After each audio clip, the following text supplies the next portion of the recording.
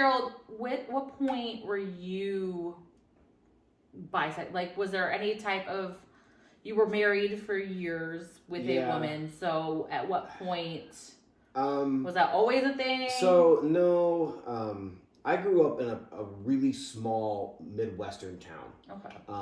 And I mean like podunk, one red light and it was flashing red. It was one of those kind of towns. My graduating class was less than 125 people. And it, you know, it was the early 2000s. It was still not really like the most commonly accepted lifestyle to live. You were straight, and that was what was mainly accepted. So especially in that part of the country. Yeah, exactly, in that part of the country. And I knew from a very young age that you were curious. I was curious.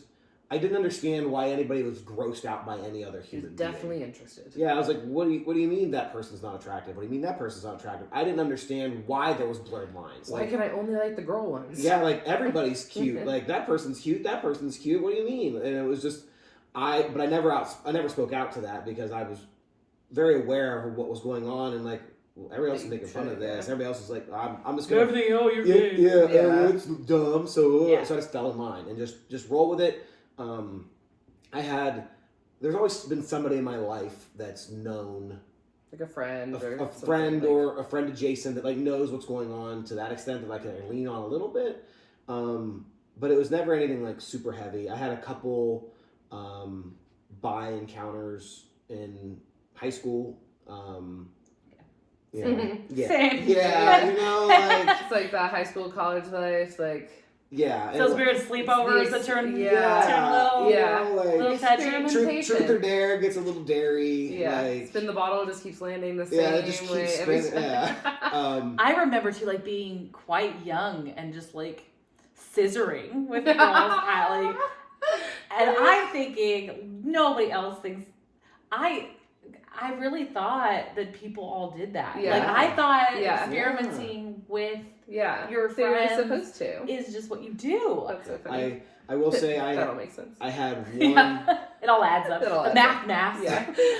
I had one girl that I was seeing in high school, and I didn't even realize it until like we were in the thick of things. We went out to a movie with one of my best friends, and we come home and we're like sitting in the car, and she was like, "Man, you guys should kiss." And I was like, "Yes, mommy." And you know, she's like, and she didn't know, and she was like, "I think it would be really, really hot if you guys kissed." And I was like, she was definitely fucking with you guys, and you felt right. No, we all know that girl. We all know her. Let's see what I can get these fuckers to do. She absolutely got involved. Her name's Nicole, right?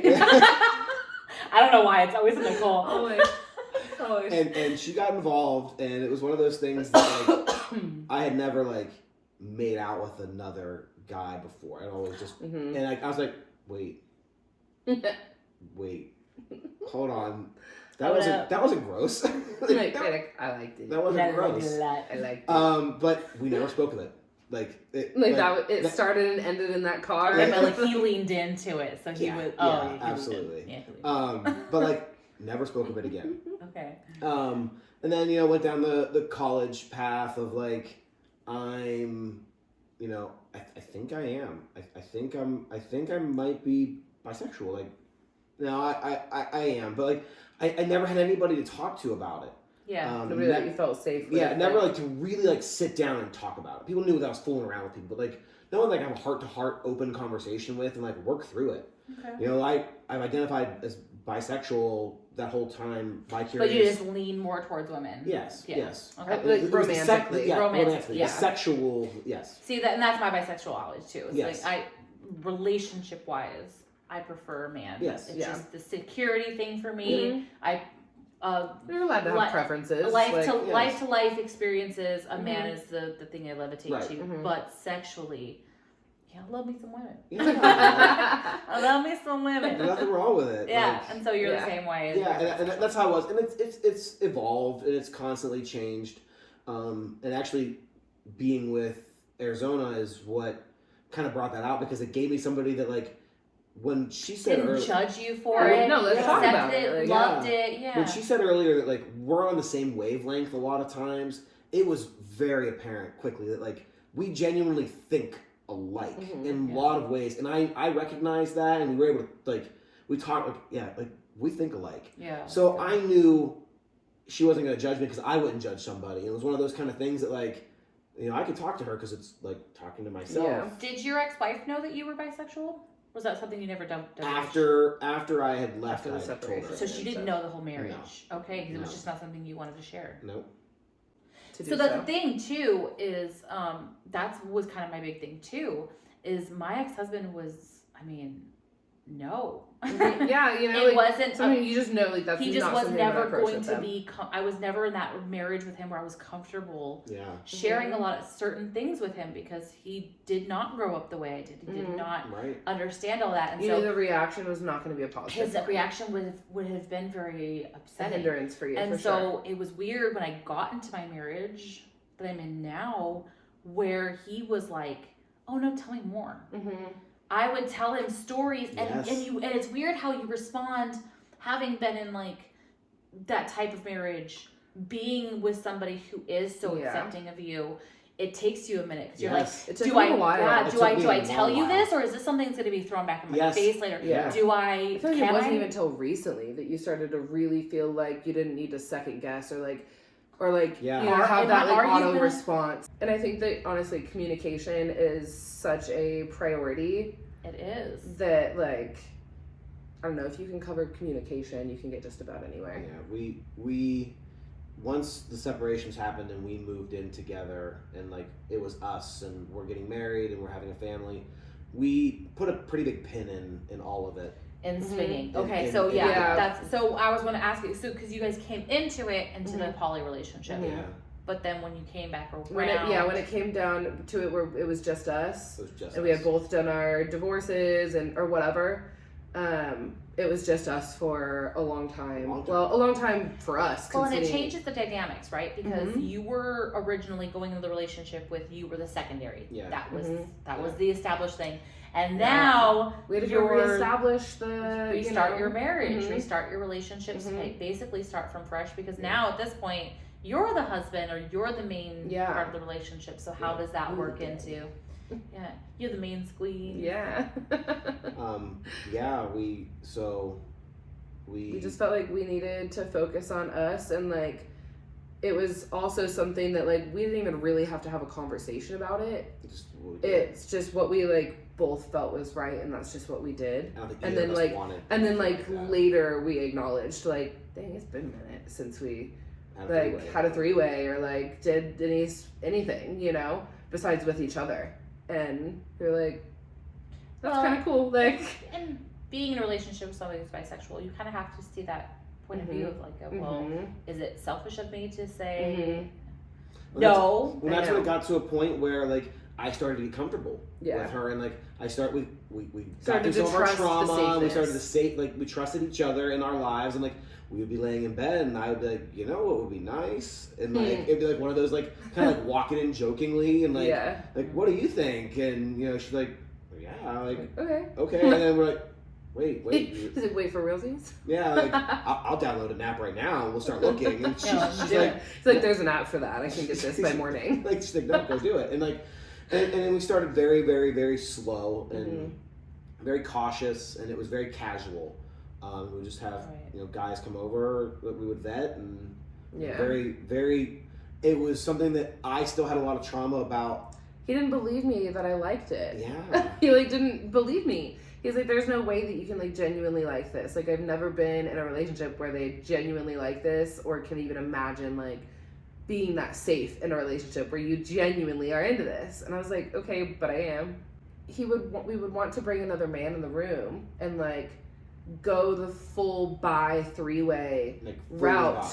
And I'm like encouraging him, like, no, seriously, I'm into it. Like, that's so hot. Let's do it, and you better not hold back. And he's like, okay, but I'm gonna hold back because I don't think you actually like it. I'm like, but I was that honest with him. I finally was comfortable being like, no, I do hold back because like I don't know that you're actually comfortable with this. And she's like, Like, okay, well then No, give it. I guess Yeah, Go- because go you're and be- projecting your own insecurities Exactly. about your sexuality. Yes. Yeah. And she was Exactly. she's like, no, honey, go full steam. Yeah, like no, just do it. Give me your all. Like let it go. Like, And full. so it took I feel like it took a couple times. Yeah. And I did too have to kind of change my approach because now I'm listening to my partner say that they need that reassurance. Yeah. And so now I'm going to be, you know, a little out of my comfort zone, but I'm going to be a little more verbal. I'm going to be a little more encouraging. I'm going to be a little more, you know what I mean, outwardly enjoying it because he needs Because he that. deserves that. Yeah, and he deserves to feel that way. And And you like, to know that it was something that she was enjoying. yeah. So after a few times of that, like, intentionality behind it, I feel like he became a lot more comfortable. Well, then we started talking about, like, my thing was I would like to, because I haven't ever gotten to experience, like, actually being with another guy, like. So at this point, you're starting to talk about having an open relationship, Yeah. so that you guys are having your own separate. And that's when that started. Those conversations started, and I was like, you know, like maybe we should try that. Like you can have an open relationship, and you can go sleep with guys, and I can go. Yeah. Like, we'll communicate it. We'll keep it very casual. When we figured out like our boundaries and like what we were and were not okay with, and agreed to that those evolve. And you know that often. Yeah, they change all the time, and like. That again boils down to communication. Like, you guys have any jealousy, any insecurities, anytime that jealousy is insecurities come out. Yeah, and that's one of the things. We're humans. Yeah. And that's one of the things that like we've both talked to each other about. Like we're going to be wildly communicative about this. Any bit of a weird spidey sense is going off, like say it. Wait until the moment where it's just us, and like we will recap every evening before we go to bed, kind of thing. Like.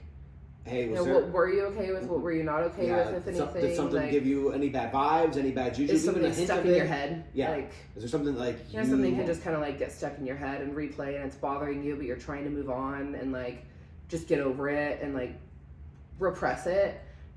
Absolutely freaking not. We're not repressing anything. We're just going to talk about it because you get over it a lot faster, and it also gives your partner a chance. Like. You've got to give them a chance to not even just defend themselves, but to help you feel better. Yeah. Because you have to know, especially if you guys are both doing it, you have to know that whatever you did was never intentional. Right. Exactly. It was never, and it's a learning process because at the time, you know, there's a million ways I can say, oh, that's really hot. I would really like that. But then my partner does it, and it's I'm like, wow, I didn't know that I didn't like that until it happened. Wait, that's bad. Yeah. And so you gave them the green light, so they're not at fault for doing it. They didn't do anything wrong. But you can come back and say later, hey, not next this time. Actually, like this part bothered me. Exactly. And it changes little things every time. Yeah. So has all of your solo stuff always been with men? Have you had like with women? So that's kind of where the insecurities come in for me. Okay. And that is absolutely something that has healed a lot. It used to be something that I would say like absolutely no women in the room besides me whatsoever. I don't care if it's group, like whatever, men only. Like I don't know, I can't compete with men. I don't got the, you know, I can't, I already lost that battle for whatever the man can offer you, but a woman I can compete with, and that got in my head because of the way my ex cheated on me all the time. Yeah. That I swore I wasn't good enough, and like, that was 10 years of telling myself that and of experiencing that over and over and over again. Yeah. So there had to be, I've gone to therapy for a few years and like, you know what I mean? Like I try to like work through those things because I recognize and can rationalize that like it's a very trauma-based insecurity. Yeah. I do think it's hot. You know, I want my husband to enjoy himself. I understand that it's just sex. And I see all of the different things in it that can be and are very attractive. Yeah. And like, I'm into it. But it like, again, triggers that like chemical response in my head sometimes. And that's why I say it's so trauma-induced. It's like a PTSD type of vibe that it's only recently that I've been okay with like any female involvement with him at all. If it was something that like I was going to be involved with another female or something like that, it was always like, okay, but you stay home and I'm going to go do it with them and their husband or something like that. Like it was never involving him just because I was like, It's not comfortable. No, I'm very protective of my family and the life that I have too. And anything that could potentially, possibly put that in jeopardy triggers that. Yeah. So, like, I don't know, the idea of my man being stolen away, and that's so ridiculous too, especially doing sex work, because, like, it's literally work. And that's what, again, now getting further and further into sex work and doing, like, the collaborations and stuff like that, I have been able to see other people view it as work and handle it professionally. So it makes me trust that it can be a professional situation. Because I know how to be professional, but not everybody is professional. And it, like, you know, fun, but still be professional and still respect boundaries and still, like, bring the right vibe to the table. I mean, behind the scenes, if you, like, took our whole behind the scenes of our tape tonight, it really was, like, it is literally scene by scene by scene. And you could edit it all into and it's not that we're not having fun. We're having a great time. But it was not... Like, we're intentional. And it's what happened was not, like, even actual... like a normal swinging situation. It's different. It really is different. Yeah. Cameras are off. Yeah. Right. So, that has opened up some doors, I feel like, for us, just helping me feel more comfortable. Yeah. Which is nice. It, like, is a weight off my shoulders, too, to feel more comfortable. Well, and, you know, we even talk about it, because he's like, okay, well, I'm fine. Mm-hmm. Like, this is my turn on, and this is what I like you to do. So I would love you to do that. But if I told him I'm not, and no matter how unfair it sounds, and I hate that, I think that's what kills me, is like, I just feel I'm unfair. I know. Yeah, I feel like I'm being a hypocrite. Yes, that's exactly. I feel like a Don't hypocrite. laugh. No, but it is though, and so but it's like everybody has different boundaries. You try to force yourself to be okay with it, and he will straight up say to me, like, no, because stop trying to force it's this. Fine. If you don't like it, then I'm cool. I'll Yeah. never. Yeah. I don't need some side chick. Yeah. I don't need. He'll tell me that. He's yes, like, I don't. and that, you know what, is I feel like such a big deal in a partnership. It's the only way this shit works. Yes. It's the only way. You can't try to push things, and you have to be okay with your partner's boundaries. Like, yeah. That's your partner, they come first, and if you're willing to do something or want to push for something that like clearly makes them so uncomfortable that like it's obvious, then you weren't meant for it. And you guys are probably not meant to be, either you're not meant to be doing this or you're not meant to be with each other because your values are not aligning. If your partner is willing to lie to you or do things behind your back or break those boundaries or all those things, then they don't respect you. They don't or respect the you, relationship. and they're not. Yeah, then they weren't for you in the first place, and it's better you find that out. Yeah, like here to break it to you, keeping it real, because like the necessity of having the same values at your core and the same respect for your relationship mutually is we both detrimental. See exactly like the cons and pros and cons of that, because with how we are now compared to our last relationships, like we didn't share the same values. Did you have any kind of insecurity about her doing solo stuff at the beginning? No. Yes and no. I mean, I obviously I saw that like a guy can easily sweep in and sweep her off her feet. Like, I did it. Yeah, like, you know what I mean? So, like, you know, like and it's not unfair to you. And it's not unfair to you to say that. Our own relationship and how was our an relationship accident. Became a thing. Like that added insecurities in my head as far as like anything can happen. Yeah. In this world, like anything. Neither of us thought that we were going to get divorced at the time that we did. Neither of us thought that we were going to be where we are today. You know, you literally never know what's going to happen in life, and like that variable does add a certain layer of insecurity. When we first opened back up to like her hot wife thing, it was I wanted to be uber involved in it. I wanted to be able to read all the messages, and like I never did. I don't even know if I ever like actually read other than like, hey, what are you guys talking about? Like other than like those kind of things. Or I'd be like, hey, I think I'm gonna get together with this guy or something, and I'd be like, you know, here's what we've kind of talked about. Here's a couple other pictures. Like here's who this human is. Download me on this a little bit and keep it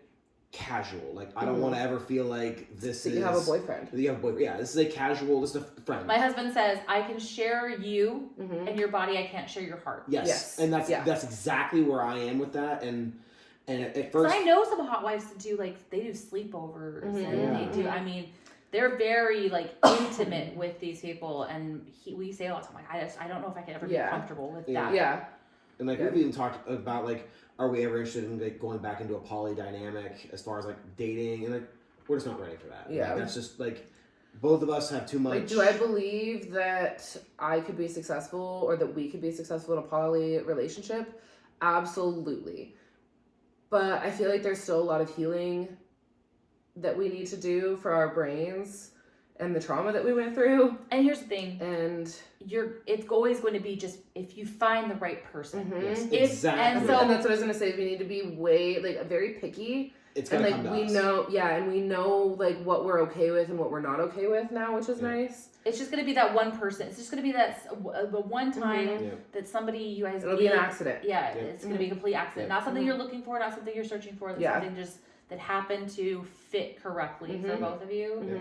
But you're open to the idea of it. Yeah. Not gonna say eventually. No. Yeah. We're definitely not ready for it. Like we literally had this conversation a week or two ago, just openly like, hey, you know, are you ever interested? And we're both like, not right now. Like, only because you haven't met the right person. Yeah. Exactly. But, like, no, not right now because like I feel like are pretty happy with like our personal life and where we're at right now, and it changes a lot. It changes everything. Also, I can't fit another adult in my car right now. There's not enough seats. So. Yeah, and then having to take 2 cars everywhere. Ew. But no, in all seriousness, it's just something that changes so many things in your life that you have to be in a place for it. And I think that that's probably why a lot of poly relationships don't work out, or a lot of why people, even though they want to be poly, aren't successful at it, because they either one are really immature and just can't handle the dynamics, or they're forcing the relationship. Or they're forcing the relationship with people that like it doesn't actually make sense with. Like there's so much that goes into it, and so many different connections that have to be made. Like it's hard enough when you are with one person, your boyfriend, your girlfriend, your whatever, and like you move in together for the first time and you're in a honeymoon phase, but then you start fighting every once in a while because you're with each other all the time. You're in the same space, you're sharing everything, and like that's normal. People come across conflict with their partners in their relationships, but then now multiply that with a whole nother person in the mix, or 2 people or 3 people or 4 people.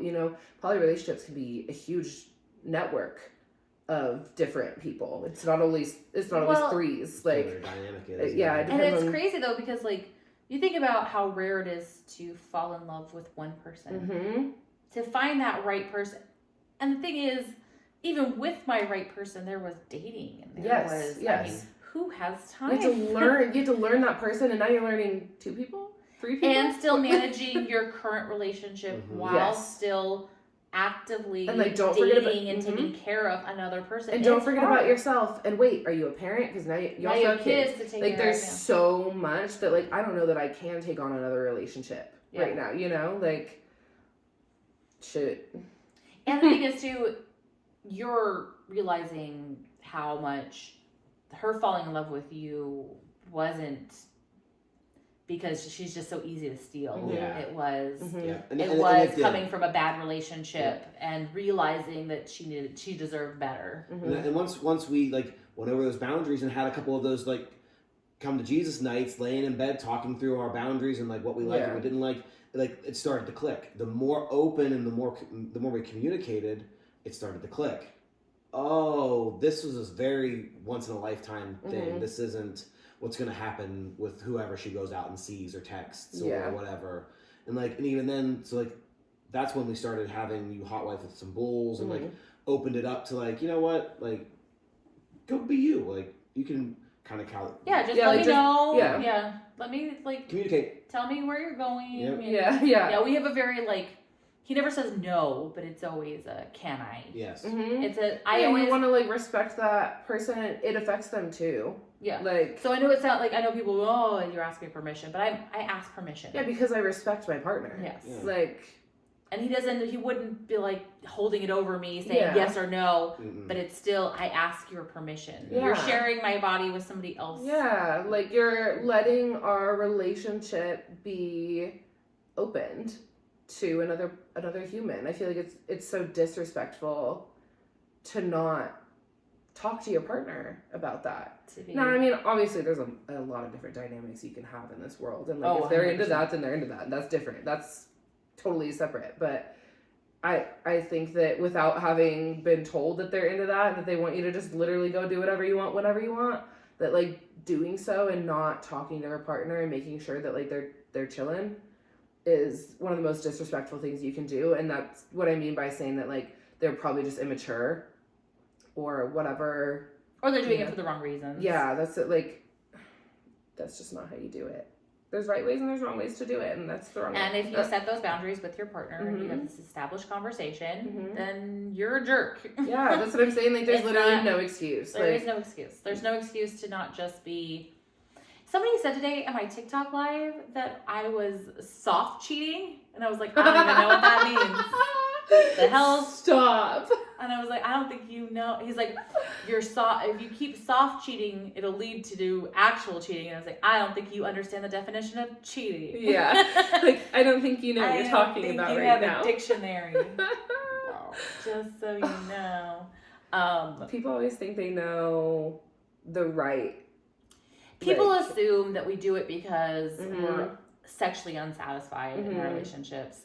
They think that we do it as just an excuse. Or that we just love to cheat. Yeah, that it's just an excuse to have sex with other people. That was the big one. Like, no, you're projecting because those would be your reasons for doing this. Like, yes. Yeah, like that's exactly what it is, though. You're projecting what you feel about that. And here, nobody's forcing anybody to be in a non-monogamous relationship. Nobody's making you.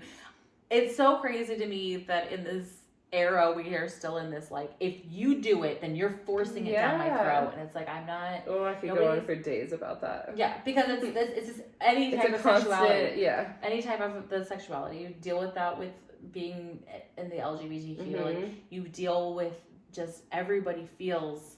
If you do something that is so against entitled. their mindset, then you're forcing it. It's like, no, I'm not. I don't care what you do. I'm not you do you. Yeah. I'm not hurting you. You're not paying my bills. You're not my husband. Yeah. You literally don't even live in my house. Like, you don't have to see any of this. Like, get off my page. Stop watching. Yeah. I had another one tell me that my kids would be resentful of me over it, and I was like, that Xbox over there was purchased with my... No, it's just that just being a swinger in general, that my kids would resent me for it. I was like, I don't do anything in front of my children. Yeah, like freaking weirdos. I know, and he was like, well, the fact that you don't tell your children just shows... That's also weird. Yeah, he said the fact that you don't tell your children just shows that that you know it's bad. And I was like, I'm sorry, do you talk to your kids about your sex life? Yeah, like that's weird. Like, that's actually disturbing. It's weirder that you would tell your children. I would just be like... Sir, please stop talking to your kids about your sex life. Yeah. I'm sorry. Do you tell your kids about the paddle you have in your drawer? Yeah. Because I promise you that's happening. For real. Big yikes, dude. Big yikes. Wow. But people get so mad. Hold on, let me go tell my teenager I'm gonna go hook up with a couple real quick. Make sure they're okay. Let make sure that they're chilling for the night, and let me tuck them into bed and tell them a story. Good night, kisses. Guess what I just did? Yeah, like, haha, sucker, you kissed that mouth. Like, do you know where my mouth went tonight? Why would you want to talk about that with your kids? So weird. It is crazy inappropriate. Yes, ew. Thank you. I could never. Couldn't be me.